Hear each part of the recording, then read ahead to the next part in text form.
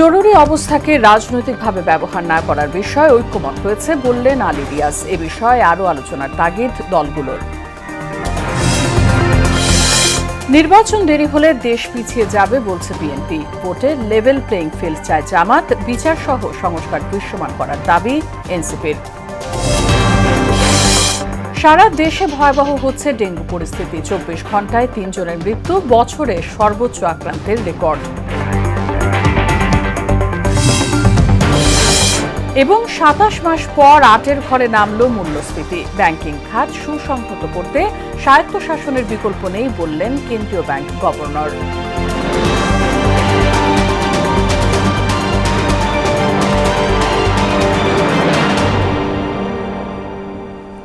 আসসালামু আলাইকুম, সবাইকে স্বাগত মোহনা সংবাদে। শুনছিলেন শিরোনাম, পুরো সংবাদের সঙ্গে আছে রাশিদা সুলতানা রিঙ্কু। বিস্তারিত। জরুরি অবস্থা সংশোধন বিষয়ে রাজনৈতিক দলগুলো একমত হয়েছে জানিয়ে জাতীয় ঐক্যমত কমিশনের সহ সভাপতি অধ্যাপক আলী রিয়াজ বলেন, এই পরিস্থিতিকে রাজনৈতিক সুবিধার জন্য ব্যবহার করা যাবে না। যদিও অভ্যন্তরীণ বিদ্রোহ দমন ও মানবাধিকার বিষয়ে আরও আলোচনার তাগিদ আসে রাজনৈতিক দলের কাছ থেকে। ফরেন সার্ভিস একাডেমিতে ঐক্যমত কমিশনের বৈঠকে উঠে আসে এসব বক্তব্য। এছাড়া উপজেলা পর্যায়ে অধস্তন আদালতের সম্প্রসার বিষয়ে ঐক্যমত হয়েছে। মাহবুব হাসান রিপনের প্রতিবেদন। প্রাথমিক পর্যায়ে আলোচনায় 3 দিন বিরতি দিয়ে সোমবার রাজধানী ফরেন সার্ভিস একাডেমিতে রাজনৈতিক দলগুলোর সঙ্গে বৈঠকে বসে জাতীয় ঐকমত্য কমিশন। দ্বিতীয় দফায় 10ম দিনের বৈঠকে দিনভর আলোচনায় উপজেলা পর্যায়ে অধস্তন আদালতের সম্প্রসারণ বিষয়ে ঐকমত্যে পৌঁছায় রাজনৈতিক দলগুলো। উপজেলা পর্যায়ে আদালত স্থানান্তর করা, সম্প্রসারণ করা এবং দোরগোড়ায় বিচার পৌঁছে দেওয়ার ব্যাপারে আমরা ঐকমত্যে পৌঁছেছি। 495টি উপজেলা, তার মধ্যে ডিস্ট্রিক্ট হেডকোয়ার্টারে যে সদর উপজেলা, এখানে প্রয়োজন নেই। জেলা সদরে জেলা জজ কোর্টের সাথে সংযুক্ত করে সুনির্দিষ্টভাবে চিহ্নিত করা সদর উপজেলা আদালত সমূহ। এভাবে যুদ্ধ, বহিঃশত্রু আক্রমণ, প্রাকৃতিক দুর্যোগের মতো ঘটনায় জরুরি অবস্থা জারির ক্ষেত্রে রাজনৈতিক দলের ঐকমত্য হলেও অভ্যন্তরীণ বিদ্রোহ ও মানবাধিকারের বিষয়ে বিস্তারিত আলোচনার তাগিদ উঠে এসেছে। সংবিধানের 141 ক এর প্রয়োজনীয় সংশোধনী এবং সংযোজনী আনাটা প্রয়োজন। আমরা যেটা দেখেছি অতীতে আসলে জরুরি অবস্থায় রাজনৈতিক হাতিয়ার হিসেবে ব্যবহার করা হয়েছে। মানবাধিকারকে অবশ্যই জরুরি অবস্থার সময়টাতেও কার্যকর রাখতে হবে, সে ব্যাপারটা নিয়ে আমাদের মধ্যে আরো বিস্তারিত আলোচনা হওয়া প্রয়োজন বলে আমরা মনে করি। কতদিন জরুরি অবস্থা রাখা যাবে, সংসদে কতদিন পরে সেটা উপস্থাপন করতে হবে, সংসদ বিদ্যমান না থাকলে কি ব্যবস্থা হবে, ইত্যাদি বিষয় আছে। উপজেলা পর্যায়ে অধস্তন আদালতের সম্প্রসারণ নিয়ে ঐকমত্য হওয়ায় স্বস্তি জানান ঐকমত্য কমিশনের সহসভাপতি আলী রিয়াজ। নাগরিকের কাছে সুবিচার পৌঁছে দেওয়ার জন্য ঐকমত্য কমিশন এবং পূর্ববর্তী কমিশনগুলো যে প্রস্তাব এবং রাজনৈতিক দলগুলোর যে কমিটমেন্ট, সেটারই আসলে প্রতিফলন ঘটেছে। এই ক্ষেত্রে আমরা যে বিচার বিভাগ বিকেন্দ্রীকরণের বিভিন্ন রকম পদক্ষেপের ব্যাপারে একমত হচ্ছি। তিনি জানান, জরুরি অবস্থার বিষয়ে সব দল এক প্ল্যাটফর্মে এলেও বেশ কিছু পরামর্শ উঠে এসেছে। বিদ্যমান সংবিধানের 141 যে অনুচ্ছেদ আছে, তার ক, খ, গ সমস্ত কিছুর ক্ষেত্রেই এইটা সংশোধন, সংযোজন, বিযোজন, পরিবর্তন করার ব্যাপারে ঐকমত্য হয়েছে, একমত হওয়া গেছে। জরুরি অবস্থা কোনো অবস্থাতেই, কোনো পরিস্থিতিতেই রাজনৈতিকভাবে ব্যবহৃত না হয় সেটা নিশ্চিত করার বিষয়ে ঐকমত্য হয়েছে। ঐকমত্য কমিশনের পরবর্তী বৈঠক আগামী বৃহস্পতিবার। মাহবুব হাসান রিপন, মোহনা সংবাদ, ঢাকা। দেশে বিশৃঙ্খলার পাশাপাশি ঝুলন্ত সংসদ গঠনের পায়তারা চলছে বলে অভিযোগ করেছেন বিএনপি চেয়ারপারসনের উপদেষ্টা আব্দুস সালাম। আর দলের মহাসচিব ফখরুল ইসলাম আলমগীর বলেছেন, নির্বাচন যত দেরি হবে দেশ ততই পিছিয়ে পড়বে। গণতন্ত্র পুনরুদ্ধারের নতুন করে সংগ্রাম শুরু হয়েছে বলেও বক্তব্য দেন তিনি।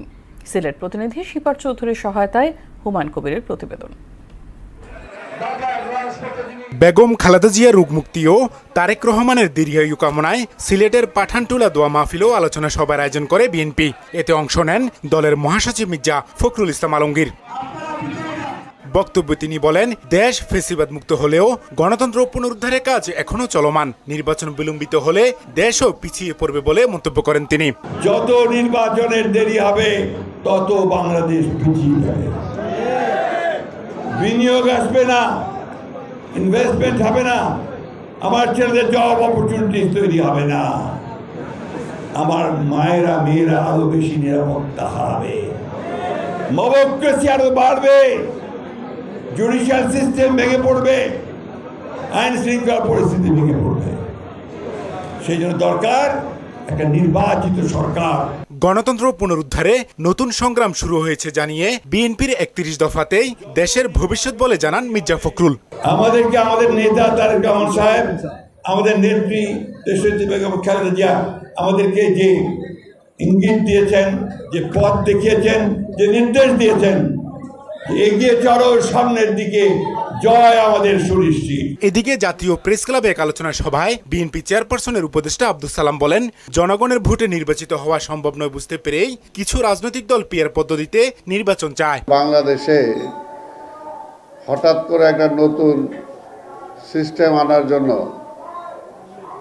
কিছু কিছু দল বেশি তৎপর হয়ে পড়ছে। এটার একমাত্র কারণ যে তারা জনগণের ভোটে নির্বাচিত হতে পারবে না বা পারে না, বা এখনো বুঝতেছে যদি নির্বাচন হয় জনগণের ভোটে তাদের সংসদ সদস্য হওয়ার সম্ভাবনা একেবারেই নাই। আগামীতে আর কেউ যাতে ফ্যাসিস্ট রূপে আবির্ভূত হতে না পারে সে বিষয়ক সংস্কার শেষ করে দ্রুত নির্বাচন দিতে অন্তর্বর্তী সরকারের প্রতি আহ্বানও জানান তিনি। আমাদের প্রতিপক্ষ স্বৈরাচার, আমাদের প্রতিপক্ষ ফ্যাসিবাদ, আমাদের প্রতিপক্ষ ছাত্ররাও না, এই যে সমস্ত রাজনৈতিক দল আছে তারাও না। একটা জায়গায় কিন্তু এক থাকতে হবে যাতে আবার ওই ফ্যাসিবাদ ফিরে না আসে। হুমায়ুন কবির, মোহনা সংবাদ, ঢাকা। জামায়াত ইসলামী নির্বাচন পেছাতে চায় না, বরং সুষ্ঠু পরিবেশ দেখতে চায়, এমন মন্তব্য করে দলটির সেক্রেটারি জেনারেল মিয়া গোলাম পরওয়ার বলেন, এই মুহূর্তে নির্বাচনের জন্য লেভেল প্লেইং ফিল্ড নেই। সোহরাওয়ার্দী উদ্যানে ১৯ জুলাই অনুষ্ঠিতব্য জাতীয় সমাবেশের মাঠ পরিদর্শনে গিয়ে তিনি বলেন, সরকারের ভূমিকায় জনগণ নিরপেক্ষ নির্বাচন নিয়ে আশ্বস্ত নয়। আসন্ন জাতীয় সমাবেশে সবাইকে অংশগ্রহণের আহ্বান জানান মিয়া গোলাম পরওয়ার। আমাদের এই জনসভার যে মূল উদ্দেশ্য, একটি অবাধ নিরপেক্ষ গ্রহণযোগ্য নির্বাচনের উদ্দেশ্যে লেভেল প্লেইং ফিল্ড, নির্বাচনের পূর্বে প্রয়োজনীয় সংস্কার শেষ করা, মানবতা বিরোধী অপরাধে অভিযুক্তদের বিচারকে দৃশ্যমান করা, পিআর পদ্ধতিতে আমাদের জাতীয় নির্বাচনের যে দাবি উঠেছে সর্বমহল থেকে সেটা মেনে নেওয়া, জুলাই অভ্যুত্থানকে নিয়ে যে জুলাই ডিক্লারেশন, যে জুলাই সনদ, সেটা ঘোষণা এবং বাস্তবায়নের জন্য আমরা জুলাই বিপ্লবের প্রথম বার্ষিকী এই জুলাই মাসের মধ্যেই সেটা সরকারকে বাস্তবায়ন এবং ঘোষণার দাবি করেছি। সেই দাবি এই ময়দানের জনসভা থেকে উত্থিত হবে। আগামী সংসদ নির্বাচনের আগে বিচার সংস্কার, জুলাই ঘোষণাপত্র ও নতুন সংবিধান তৈরির দাবি জানিয়েছেন জাতীয় নাগরিক পার্টি এনসিপির আহ্বায়ক নাহিদ ইসলাম। জুলাই পদযাত্রা সহ এনসিপির রাজনৈতিক কার্যক্রমে বাধা দেওয়ার চেষ্টা করা হলে আওয়ামী লীগের মতোই পরিণত হবে বলে হুঁশিয়ারি দেন তিনি। প্রতিনিধিদের তথ্যে ডেস্ক রিপোর্ট। জুলাই গণ উত্থানের বর্ষপূর্তি উপলক্ষে সারা দেশে জুলাই পদযাত্রা কর্মসূচি পালন করছে জাতীয় নাগরিক পার্টি এনসিপি। সপ্তম দিনে নাটোর, সিরাজগঞ্জ ও পাবনা জেলায় গণসংযোগ করে দলটি। এনসিপির জুলাই পদযাত্রা সমাবেশে সিরাজগঞ্জে যোগ দিয়ে নাহিদ ইসলাম বলেন, আগামী জাতীয় সংসদ নির্বাচনের আগেই ফ্যাসিবাদের বিচার ও প্রয়োজনীয় সংস্কার করতে হবে, এরপর নতুন সংবিধান তৈরি করতে হবে, কেননা বর্তমান সংবিধানে বিভাজন তৈরি করা হয়েছে। বিচার সংস্কার এবং নতুন সংবিধানের দাবিতে আমরা রাজপথে নেমেছি। আমরা পুরনো রাষ্ট্রে, পুরনো দেশের সিস্টেমে ফেরত যেতে চাই না। সংস্কার লাগবে, সংস্কারের মাধ্যমে নতুন দেশ লাগবে, এমনও সংস্কার লাগবে যাতে বাংলাদেশে আর কেউ কখনো স্বৈরাচারী হতে পারে না। এর আগে নাটোরে আয়োজিত সমাবেশে নাহিদ ইসলাম বলেন, দেশ গড়তে জুলাই পদযাত্রা সহ এনসিপির ব্যানার ছিঁড়ে কিংবা অন্য কোনোভাবে বাধা দেওয়ার চেষ্টা করা হলে আওয়ামী লীগের মতো পরিণতি হবে। নাটোরের এই কর্মসূচিতে ন্যাক্কারজনকভাবে বাধা দেওয়ার চেষ্টা করা হয়েছে। আমাদের ব্যানার ছিঁড়ে ফেলা হয়েছে। হুঁশিয়ারি দিতে চাই, মাত্র 1 বছর আগের ঘটনা। এই ব্যানার ছিঁড়ে কর্মসূচিতে বাধা দিয়ে যারা ক্ষমতায় দীর্ঘায়িত হতে চেয়েছিল, তারা আজকে বাংলাদেশে তাদের ঠাঁই হয় না। পথসভায় আরো বক্তব্য রাখেন দক্ষিণাঞ্চলের সমন্বয়ক হাসনাত আব্দুল্লাহ, যুগ্ম আহ্বায়ক মুনিরা শারমিন, যুগ্ম সদস্য সচিব মাহিন সরকার সহ আরো অনেকে। সভা শেষে এনসিপির নেতারা শহরের প্রধান সড়কে সংক্ষিপ্ত পদযাত্রা করেন। তাহসিন তারিন, মোহনা সংবাদ। জাতীয় পার্টির মহাসচিব মুজিবুল হক চুন্নু সহ কো চেয়ারম্যান আনিসুল ইসলাম মাহমুদ ও রুহুল আমিন হাওলাদারকে প্রাথমিক সদস্য পদ সহ সকল পদ থেকে অব্যাহতি দেওয়া হয়েছে। সোমবার জাতীয় পার্টির দপ্তর সম্পাদকের পাঠানো এক সংবাদ বিজ্ঞপ্তিতে এই তথ্য জানানো হয়। এতে বলা হয়, দলের প্রেসিডিয়াম সভায় দলীয় শৃঙ্খলা ভঙ্গের অভিযোগে 3 নেতাকে দলীয় সব পদ থেকে অব্যাহতি দেওয়ার সিদ্ধান্ত হয়েছে। জুলাই আগস্টে যা হয়েছে তা ছিল রাজনৈতিক বিরোধ, কোনো যুদ্ধ নয়, এমন যুক্তি তুলে ধরে ট্রাইব্যুনাল আইনে শেখ হাসিনাকে সাজা দেওয়ার সুযোগ নেই বলে দাবি করেছেন তার আইনজীবী আমির হোসেন। তবে রাষ্ট্রপক্ষের দাবি, ট্রাইব্যুনাল আইনের অপব্যাখ্যা দিয়েছে আসামি পক্ষ। উভয় পক্ষের শুনানি শেষে 10 জুলাই অভিযোগ গঠনের আদেশের দিন ধার্য করেন আন্তর্জাতিক অপরাধ ট্রাইব্যুনাল 1। আরও জানাচ্ছেন কাজী পাপ্পু। ফোনো আলাপ সহ পর্যাপ্ত তথ্য প্রমাণের উপর ভিত্তি করে 1 জুলাই ক্ষমতাচ্যুত প্রধানমন্ত্রী শেখ হাসিনা, সাবেক মন্ত্রী আসাদুজ্জামান খান কামাল ও সাবেক আইজিপি চৌধুরী আব্দুল আল মামুনের বিরুদ্ধে 5টি সুনির্দিষ্ট অভিযোগ আমলে নেন আন্তর্জাতিক অপরাধ ট্রাইব্যুনাল। আগামী বৃহস্পতিবার তাদের বিচার শুরু হবে কিনা তা ফয়সালা জানাবেন ট্রাইব্যুনাল। সোমবার এই মামলায় অভিযোগ গঠনের শুনানিতে অংশ নেয় রাষ্ট্রনিযুক্ত শেখ হাসিনার আইনজীবী। ট্রাইব্যুনালকে তিনি বলেন, শেখ হাসিনার বিরুদ্ধে অভিযোগ কল্পিত ও রাজনৈতিক উদ্দেশ্য প্রণোদিত। তার বিরুদ্ধে যে সমস্ত কথাবার্তা এসছে সেগুলো কল্পিত, উদ্দেশ্য প্রণোদিত, রাজনৈতিক উদ্দেশ্য প্রণোদিত এবং যেগুলো কোনো সত্যিকারের ভিত্তি নাই। আমার প্রার্থনা হলো, আমি চাচ্ছি আসামিদেরকে এই মামলার দায় হইতে অব্যাহতি। পরে তিনি মামলা থেকে আসামিদের প্রত্যাহারের আবেদন করলে তার বিপক্ষে যুক্তি তুলে ধরেন প্রসিকিউশন টিম। তারা জানান, সাক্ষ্য প্রমাণের ভিত্তিতেই অভিযোগের সত্য মিথ্যা নির্ধারণ হবে। এই 3 জনের বিরুদ্ধে 5টি সুনির্দিষ্ট অভিযোগ আনা হয়েছে। সেই 5টি সুনির্দিষ্ট অভিযোগ থেকে ওনারা অব্যাহতি চেয়েছেন এবং আমরা প্রসিকিউশনরা অভিযোগ গঠনের জন্য আবেদন করেছি। সেটির উপরেই আদেশ হবে আগামী 10 জুলাই 2025। বিচার শুরু হবে চার্জ গঠনের মধ্য দিয়ে। অতএব চার্জ গঠন না হলে এই কথাগুলো উনি যে বলছেন বা আমরা যে কথাগুলো অভিযোগগুলো এনেছি এটা সত্য কি নয় সেটি নিরূপণ হবে বিচারে। অতএব বিচার শুরু হোক চার্জ গঠনের মাধ্যমে, তখন দেখা যাবে এটা সত্য কিনা। গণ অভ্যুত্থানের পুলিশ হত্যার বিষয়ে আদালতের সামনে আনেন শেখ হাসিনার পক্ষে নিযুক্ত আইনজীবী। আমি পুলিশ হত্যার বিষয়ে বলেছি এই কথা, যে যেমন এখানে কিছু অনেক পুলিশও হত্যা হয়েছে, এই কথাটাই শুধু বলেছি। এদিন ট্রাইব্যুনালে হাজির করা হয় সাবেক আইজিপি চৌধুরী আব্দুল আল মামুনকে, যদিও মামলা থেকে অব্যাহতি চেয়ে কোনো আবেদন করেননি তিনি। এদিকে জুলাই অভ্যুত্থানে দ্বিতীয় শহীদ ছাত্রদল নেতা ওয়াসিম হত্যা মামলায় আসামিদের বিরুদ্ধে 7 সেপ্টেম্বর তদন্ত প্রতিবেদন জমা দেওয়ার নির্দেশ দিয়েছেন ট্রাইব্যুনাল 1। কাজী পাপ্পু, মোহনা সংবাদ, ঢাকা। রাজধানী ঢাকা সহ সারা দেশে ডেঙ্গু পরিস্থিতি ক্রমেই ভয়াবহ হয়ে উঠছে। গেল 24 ঘন্টায় এই রোগে আক্রান্ত হয়ে 3 জনের মৃত্যু হয়েছে। এ সময় হাসপাতালে ভর্তি হয়েছেন 492 জন, যা এবছরে সর্বোচ্চ আক্রান্তের রেকর্ড। এসব রোগের মধ্যে সর্বোচ্চ 154 জন ভর্তি হয়েছে বরিশাল বিভাগের বিভিন্ন হাসপাতালে। বিকেলে স্বাস্থ্য অধিদপ্তরের হেলথ এমার্জেন্সি অপারেশন সেন্টার ও কন্ট্রোল রুম থেকে পাঠানো এক সংবাদ বিজ্ঞপ্তিতে এই তথ্য জানানো হয়। এদিকে পানি নিষ্কাশন ব্যবস্থা নাজুক হওয়ায় পিরোজপুর, বরগুনা সহ দক্ষিণবঙ্গের জেলাগুলোতে ডেঙ্গুর সংক্রমণ বেড়েই চলেছে। এমনকি ড্রেন ও খালে ময়লার স্তূপ পরিষ্কারেও তেমন কোনো উদ্যোগ নেই। জুন মাসে বাংলাদেশের মূল্যস্ফীতির হার কমে 8.48% দাঁড়িয়েছে, যা গেল 2 বছরেরও বেশি সময়ের মধ্যে সর্বনিম্ন। বাংলাদেশে পরিসংখ্যান ব্যুরো BBS এর সর্বশেষ তথ্য অনুযায়ী 27 মাস পর প্রথমবারের মতো মূল্যস্ফীতি 9% নিচে নামল। মে মাসে মূল্যস্ফীতি ছিল 9.5%। জুনে খাদ্যপণ্যের মূল্যস্ফীতি কমে হয়েছে 7.39%। আগের মাসে যা ছিল 4.59%। এর ফলে নিম্ন আয়ের মানুষ কিছুটা স্বস্তি পাবেন। অতীতের রাজনৈতিক হস্তক্ষেপে আর্থিক খাতে ঝুঁকির কারণ বলে উল্লেখ করেছেন বাংলাদেশ ব্যাংকের গভর্নর আহসান এইচ মনসুর। বিকেলে কেন্দ্রীয় ব্যাংকের আরবিএস এর অগ্রগতি নিয়ে ব্রিফিংয়ে এই বক্তব্য করেন তিনি। ব্যাংকিং খাতকে সুসংহত করতে স্বায়ত্তশাসনের বিকল্প নেই বলেও মনে করেন কেন্দ্রীয় ব্যাংকের শীর্ষ কর্মকর্তা। মনিরুল ইসলামের প্রতিবেদন। 2026 সালের শুরুতেই দেশের সব ব্যাংকে রিস্ক বেসড সুপারভিশন আরবিএস পদ্ধতি চালু করবে বাংলাদেশ ব্যাংক।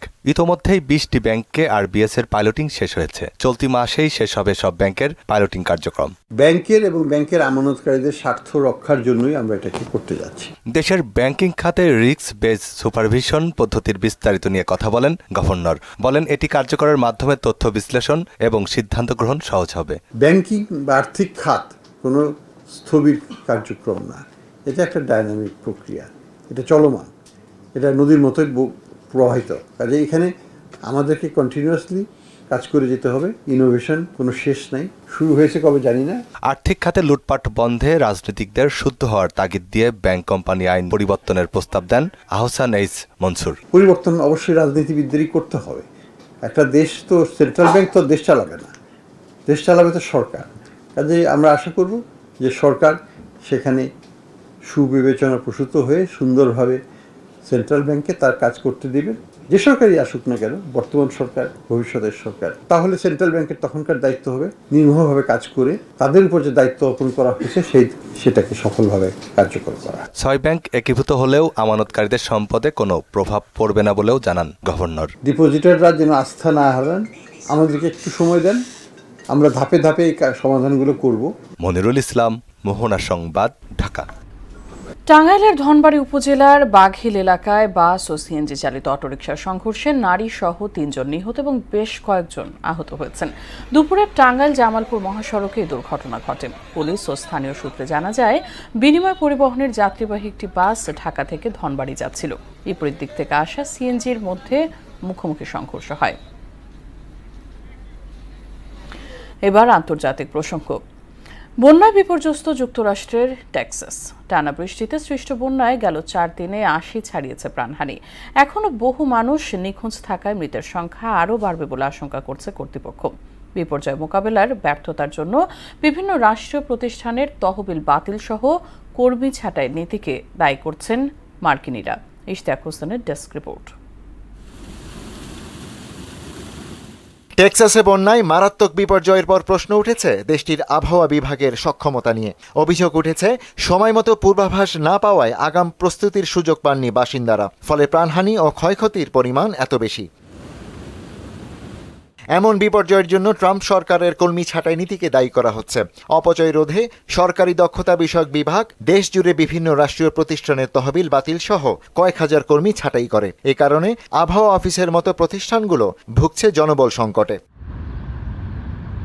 শুক্রবার থেকে লাগাতার বৃষ্টি শুরু হয় টেক্সাসে। মাত্র 1 ঘন্টায় 26 ফুট পর্যন্ত বেড়ে যায় গুয়াদালুপ নদীর পানির উচ্চতা। এতে তলিয়ে যায় আশপাশের এলাকা, ক্ষতিগ্রস্ত হয় ঘরবাড়ি সহ বহু স্থাপনা।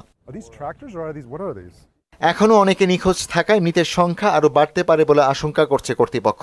নিখোঁজদের সন্ধানে হেলিকপ্টার, ড্রোন ও নৌযানের মাধ্যমে তৎপরতা চালাচ্ছেন উদ্ধারকারীরা। এরই মধ্যে রাজ্যটিতে নতুন করে ঝড়ের আভাস দিয়েছে আবহাওয়া বিভাগ। হতাহত ও ক্ষতিগ্রস্ত পরিবারকে সমবেদনা জানিয়ে দুর্যোগকে জাতীয় ট্র্যাজেডি আখ্যা দিয়েছেন president Donald Trump. Ishtiaq Hossain, Mohona সংবাদ। খেলার খবর, ফুটবল। আগামী অক্টোবরে এএফসি এশিয়ান কাপ বাছাইয়ের 3য় রাউন্ডে 2 দফায় হংকংয়ের মুখোমুখি হবে বাংলাদেশ। তার আগে প্রস্তুতির অংশ হিসেবে 2টি ফিফা প্রীতি ম্যাচ খেলবেন হামজা চৌধুরী, সমিত সোমরাম। 2 ম্যাচই হবে সেপ্টেম্বরে। ওই 2 ম্যাচে বাংলাদেশের প্রতিপক্ষ নেপাল। 2 ম্যাচই হবে নেপালের দশরথ রঙ্গশালা স্টেডিয়ামে। 6 সেপ্টেম্বর হবে প্রথম ম্যাচ, দ্বিতীয়টি 9 তারিখ। এক বিজ্ঞপ্তিতে এই তথ্য জানিয়েছে নেপাল ফুটবল অ্যাসোসিয়েশন। হকি। অনূর্ধ্ব-19 এশিয়া কাপে প্রথমবার খেলতে নেমে চমক দেখিয়েছে বাংলাদেশ নারী দল। চীনের ডাজুতে পুলের শেষ ম্যাচে হংকংকে ৩-০ গোলে হারিয়ে শেষ ৪ নিশ্চিত করল লাল সবুজের প্রতিনিধিরা। ম্যাচে প্রথম ও দ্বিতীয় কোয়ার্টারে কোনো গোল করতে পারেনি বাংলাদেশ। তৃতীয় কোয়ার্টারে ম্যাচের ৩৪ মিনিটে গোল করেন কণা আক্তার। ৪২ মিনিটে ব্যবধান দ্বিগুণ করে নাইট ইন্ডিয়া। এরপর ৫৭ মিনিটে সারিকা রিবনের গোলে জয় নিয়ে মাঠ ছাড়ে বাংলাদেশ। এই জয়ে ৩ ম্যাচে ২ জয়ে ৬ পয়েন্ট নিয়ে টেবিলের ২ থেকে পুল পর্ব শেষ করল বাংলাদেশ। শেষ করব সংবাদ, তবে যাবার আগে শিরোনামগুলো আরো একবার।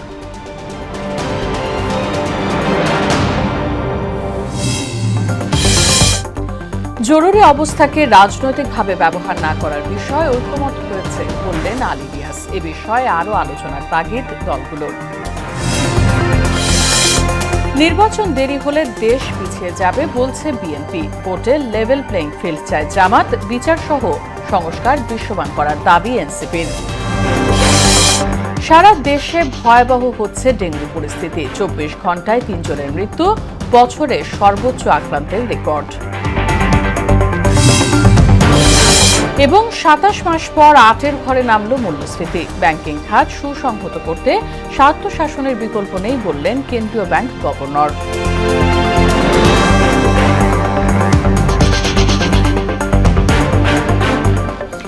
এই ছিল সংবাদে। পরবর্তী সংবাদ রাত ৯:৩০টায়। এছাড়া মোহনার সব শেষ খবর জানতে ভিজিট করুন www.mohana.tv। সংবাদ দেখতে পারেন ফেসবুক ও ইউটিউবেও। সঙ্গে থাকার জন্য ধন্যবাদ সবাইকে।